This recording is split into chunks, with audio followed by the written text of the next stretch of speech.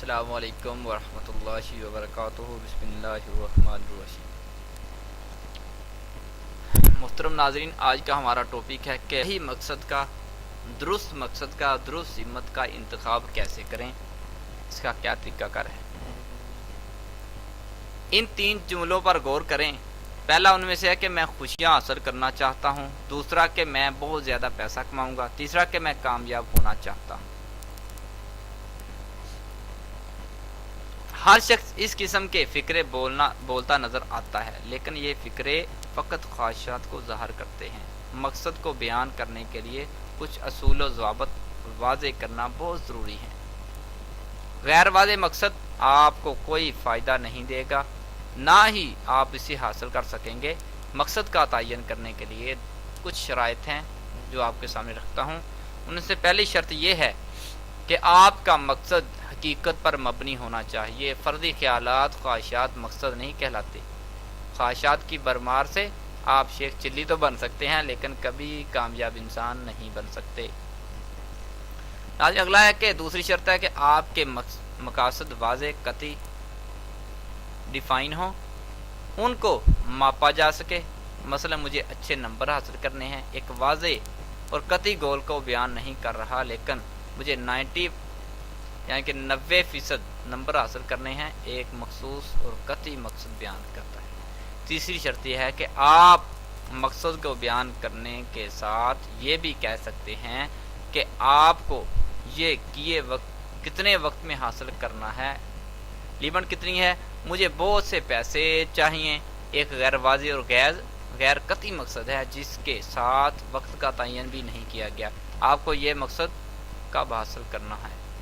جبکہ مجھے اس سال 20 لاکھ روپے کمانے ہیں، ایک واضح، قطعی، ٹائم باؤنڈیڈ مقصد ہے۔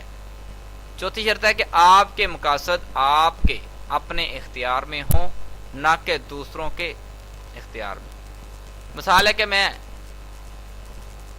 کہتا ہوں اپنے بیٹے کو ڈاکٹر بناؤں گا، یہ مقصد آپ سے زیادہ آپ کے بیٹے کے اختیار میں، اس لیے یہ فقط ایک خواہش ہے جو پوری ہو یا نہ ہو معلوم نہیں، لیکن مجھے ڈاکٹر بننا ہے۔ یہ ایک ایسا مقصد گول ہے جو 100% آپ کے اپنے اختیار میں ہے اور اسے آپ محنت سے حاصل کر سکتے ہیں۔ آگے 5ویں شرط ہے کہ آپ کے مقاصد بڑے ہونے چاہیے۔ چھوٹے چھوٹے ہدف آپ کی شخصیت کو چار چاند نہیں لگاتے، یہ آپ کو عمل پر بھی نہیں ابھارتے۔ بڑے مقاصد آپ کے اندر جوش و جذبہ بھر دیتے ہیں۔ لوگ صرف بل ادا کرنے، بچوں کی فیس ادا کرنے، گھریلو چلانے کے مقاصد کو سامنے رکھتے ہوئے کام کرتے ہیں، لیکن میں اس لیے جذبات کے مالک ہوتے ہیں۔ اگر ایک شخص بہت سا پیسہ کمانے، زندگی کو لطف بنانے کو سوچے تو وہ جذبے سے کام کر لے گا۔ اس لیے کہتے ہیں کہ always shoot the moon۔ طالب علم صرف پاس ہونے کے لیے پڑھائی کرتے ہیں، حالانکہ انہیں ٹاپ کرنے کے لیے محنت کرنی چاہیے۔ یہ مقصد ان کے اندر ایک نیا ولولہ، جوش پیدا کر دے گا۔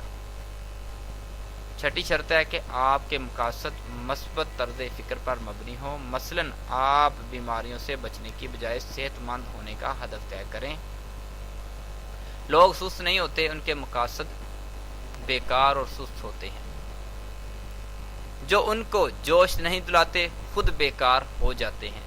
بہت سارے لوگ ان جہازوں کی واپسی کا انتظار کرتے ہیں، انہوں نے کبھی سفر پر روانہ نہیں کیا ہوتا۔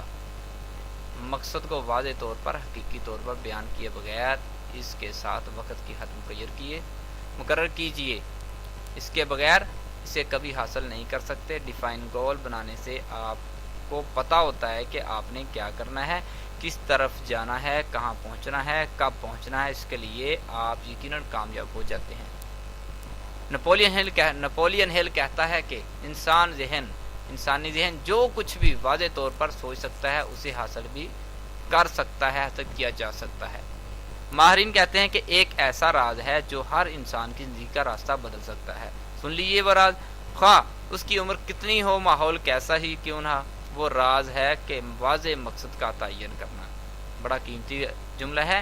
मकसद मुंतखब करने के बाद एक मुख्तलिफ इंसान बन जाते हैं। आपकी सोच, काविशें, मेहनत, जस्तजू, लगन सब आपके मकसद के ज़ेर ताबे हो जाते हैं।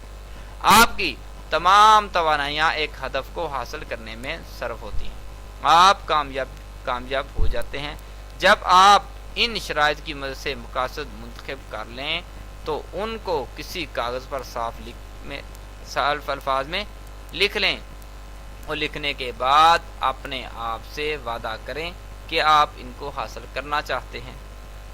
दूसरे अल्फाज में आप इन्हें जब कागज़ पर मुंतकिल करते हैं तो ये हकीकत का रूप धारने लगते हैं।